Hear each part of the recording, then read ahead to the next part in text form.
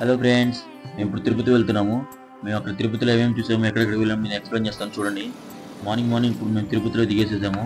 తిరుపతిలో టిఫిన్ చేసి అక్కడ నుంచి మెట్ల మార్గం ద్వారా 3550 మెట్లు, ఆ మెట్ల మార్గం ద్వారా పైన తిరుమలకి వెళ్తున్నాము. స్వామివారు కొండపైన ఉంటారు. కొండపైకి మేము మెట్ల మార్గం ద్వారా అందరం కలిసి వెళ్తున్నాము.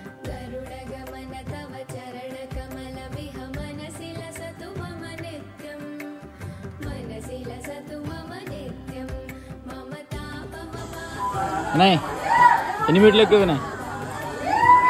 ఎన్ని మీటర్లు ఎక్కువ? 200. ఇంకెక్కేస్తావా? తక్కువేగా. 200 మెట్లు ఎక్కిపెడితే అందరం చాలా అలసిపోయాము, ఎందుకంటే నైట్ అంతా జర్నీ చేసాం కదా. కానీ అలాగే ఓపిక తెచ్చుకుని అలాగే ఎక్కుతూనే ఉన్నాం. అసలు మొత్తం మేము ఎట్లు ఎక్కగలమా లేదా అని చాలా భయపడ్డాము. కానీ ఎలాగోలా దేవుడి దయ వల్ల ఎక్కిసేసాము. అలాగే దర్శనం అయిపోయింది. దర్శనం దగ్గర వీడియో తీయడం కుదరలేదు. మళ్ళీ దర్శనం అయిపోయినాక కొండ కిందకు వచ్చేసాము.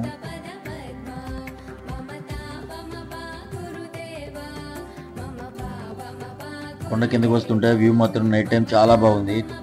తిరుపతి మొత్తం అలాగా లైటింగ్లో కనిపిస్తూ ఉంది. మేము పైన అన్నీ చూడడానికి, అంటే శిలాతోరణం, శ్రీవారి పాదాలు, ఆకాశగంగా ఇలాంటివన్నీ చూడడానికి ఒక వ్యాన్ మాట్లాడుకున్నాము. ఆ వ్యాన్లో మొత్తం తిరిగేసేసాము.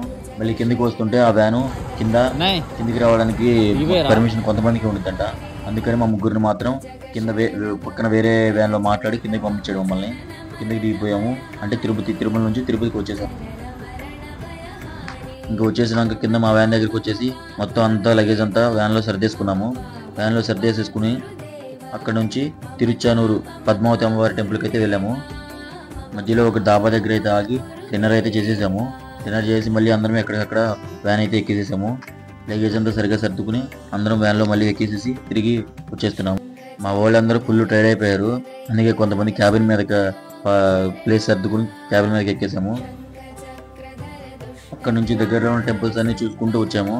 దగ్గర ఉన్న టెంపుల్స్ అవన్నీ చూసుకుంటూ వచ్చాము. ఇప్పుడు మనం ఉన్నది కాణిపాక వినాయక స్వామి టెంపుల్. 10 rupees. టెంపుల్ లోపలికి మొబైల్స్ ఎలా ఉంటే పక్కన కౌంటర్లు అయితే పెట్టాము. ఈ టెంపుల్కి రాకముందు మేము అక్కడ పైన చెప్పాం కదా, శిలాతోరణం, ఆకాశగంగా అవన్నీ చూసామని.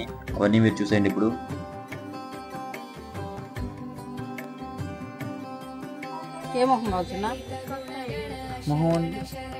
ఇప్పుడు మనం చూసింది రుద్రాక్ష.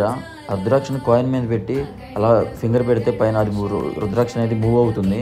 నాకు భలే ఆశ్చర్యం అనిపించింది. నేను ఫస్ట్ టైం అలా చూశాను. రుద్రాక్ష ఫేసెస్ కూడా ఉంటాయంట. ఆ ఫేసెస్ కూడా నేను ఫస్ట్ టైం విన్నాను. ఇప్పటివరకు నేను అట్లా వినలేదు, చూడలేదు.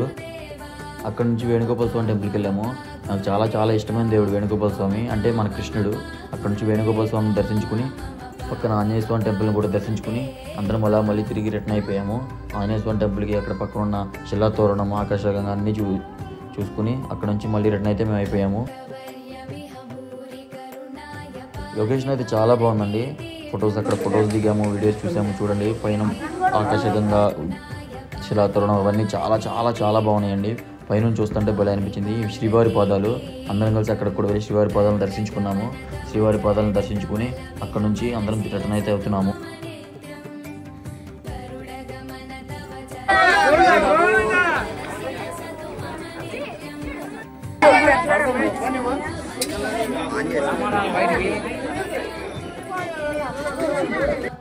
ఇక్కడ నుంచి చూస్తుంటే తిరుమల బాగా కనిపిస్తుందండి. మన తిరుమల వెంకటేశ్వర టెంపుల్ కూడా బాగా కనిపిస్తుంది. చూడండి శ్రీవారి పాదాలు చాలా పీస్ఫుల్ కనిపించింది. అక్కడ పైనుంచి చూస్తుంటే లొకేషన్ కూడా చాలా బాగా కనిపిస్తుంది. ఇంకా శ్రీకాళహస్తి కూడా వెళ్ళాం, కానీ అక్కడ వీడియోలు తీయడం అయితే కుదరలేదు. ఇప్పుడు మనం చూస్తున్నది కాణిపాక వినాయక స్వామి టెంపుల్.